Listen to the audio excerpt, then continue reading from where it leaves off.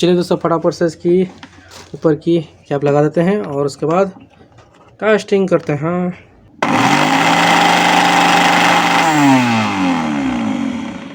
तो इसकी आगे का स्टेप भी है। चलिए दोस्तों देखते हैं। ये सही है। ये बूस्ट मैंने नया डाला था तो इसमें बूस्ट में कोई प्रॉब्लम नहीं है, तो ये बूस्ट सही है। बाकी इसकी जो पत्ती है, स्प्रिंग पत्ती, वो ख़राब हो चुकी है। ठीक है।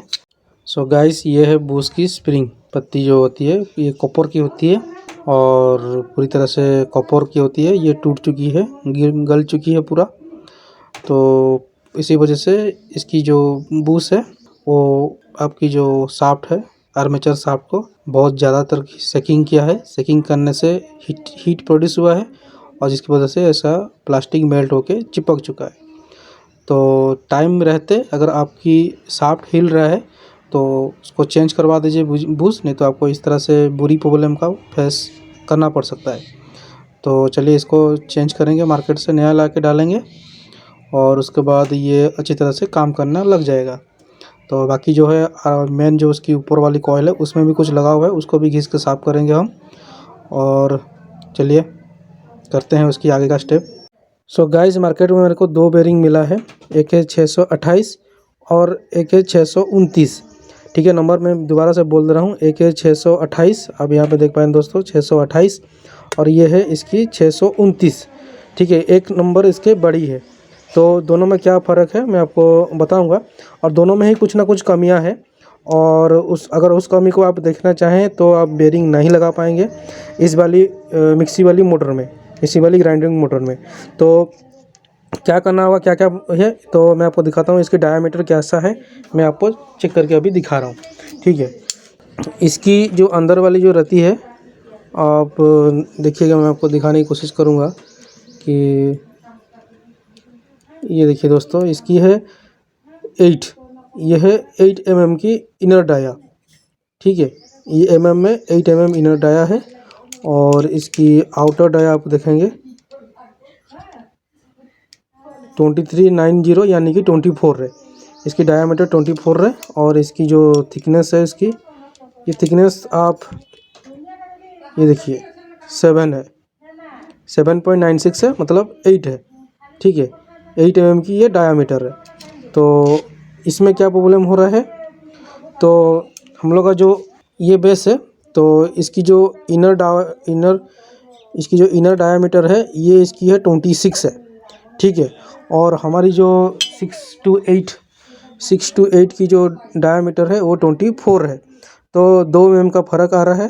तो ये तो इसकी, और ये अगर इस पे शाफ्ट को देखना चाहें, ये वाली जो शाफ्ट है, तो यहाँ पे देखेंगे ये है 7.67 और इसकी जो मेन जहाँ पे लगता है वो है 8, यानी कि 8 mm की इसकी आउट डायामीटर है और इसकी इनर डायामीटर 8 mm है, 628 का।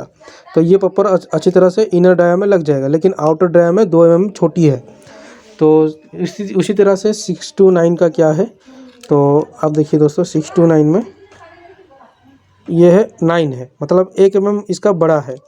और इसकी आउटर डायामीटर देखेंगे ये है 25.85 यानी कि 26 है, यानी कि ये अच्छी तरह से आपकी इस वाली बेस में लग जाएगा। लेकिन इसकी इनर डाया में 9 mm है, तो ये थोड़ी सी लूज रहेगा। तो आपको लगाना कौन सा है, तो मैं इसको आपको रेफर करूँगा 6 to 9 लगाइए, क्योंकि अगर आप 6 to 8 लगाते हैं तो आपको आउटर में पैकिंग देना होगा 2 mm का, एक mm का एक इसका देना होगा, पैकिंग देना होगा। लेकिन अगर आप यहाँ पे 6 to 9 लगाते हैं तो आपको करना होगा 60 में थोड़ी सी खरोच करनी होगी, जैसे कि ये अच्छी तरह से इसमें फिट हो जाए। इन फ्यूचर अगर आपको कुछ करना होगा तो आप इसको ग्राइंडिंग मार के भी प्लेन करवा सकते हैं, ये आपके हाथ में है। लेकिन एक बार अगर इसको लगाएंगे 6 to 8 को लगाएंगे तो क्या होगा, तो आपको ये वाला तो फिट हो जाएगा, लेकिन आउटर में आपको पैकिंग देना होगा जो कि लूज रहेगा। और रिक्स भी होता है, क्योंकि अगर उस वाली जो प्लेट को, आप राउंड वाला प्लेट को, किसी भी प्लेट को आप लगाएंगे, अगर उसको अच्छी तरह से चिपकाएंगे नहीं तो ये क्या होगा, इन फ्यूचर आपकी कॉइल को डैमेज भी कर सकता है। तो आपकी ऊपर में हिसाब से है कैसा करना है आपको। आप 6 to 8 भी लगा सकते हैं, 6 to 9 भी लगा सकते हैं। 6 to 9 पूरी अच्छी तरह से फिट हो रहा है, मतलब इसका नीचे में थोड़ी सी अंदर वाली जो इनर डाया है उसको में थोड़ी सी शार्ट में खरोच करना होगा। खरोच करने से क्या होगा, ये प्रॉपर अच्छी तरह से इसमें फिट हो जाएगा। तो अगर आप इसको बैठाना चाहते हैं तो आपको एक प्लेट कटिंग करके इसी साइज में कटिंग करके आपको इसमें पहले चिपकाना होगा। ठीक है, चिपकाने के बाद ही आपको ये लगा सकते हैं। तो आप इसको भी लगा सकते हैं या इसको भी लगा सकते हैं, दोनों में से किसी एक को भी आप इसमें लगा सकते हैं। तो आप देख लीजिए आपको लिए कौन ईजी होगा।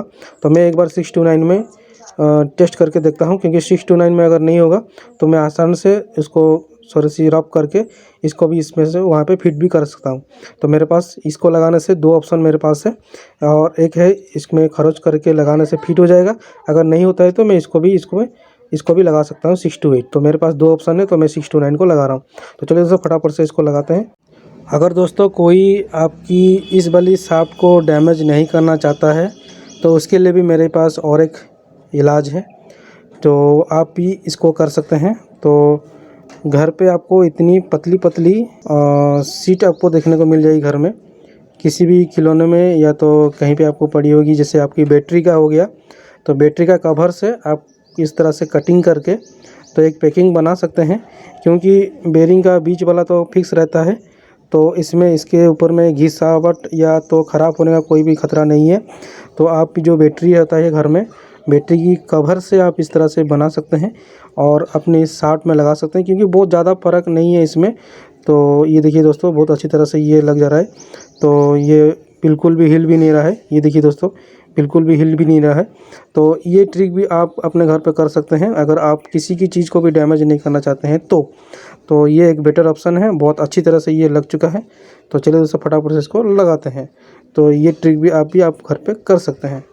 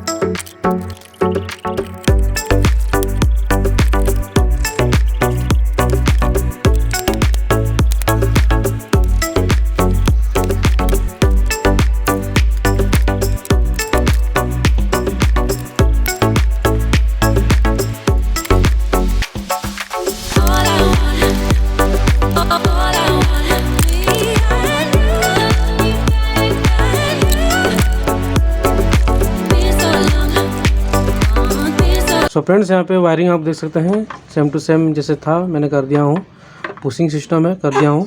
तो चलिए दोस्तों फटाफट से तो ये कैप लगाना मत भूलिएगा। तो चलिए एक बार टेस्ट करते हैं, इसको बंद करके ये लाइट वाला को भी लगा देंगे।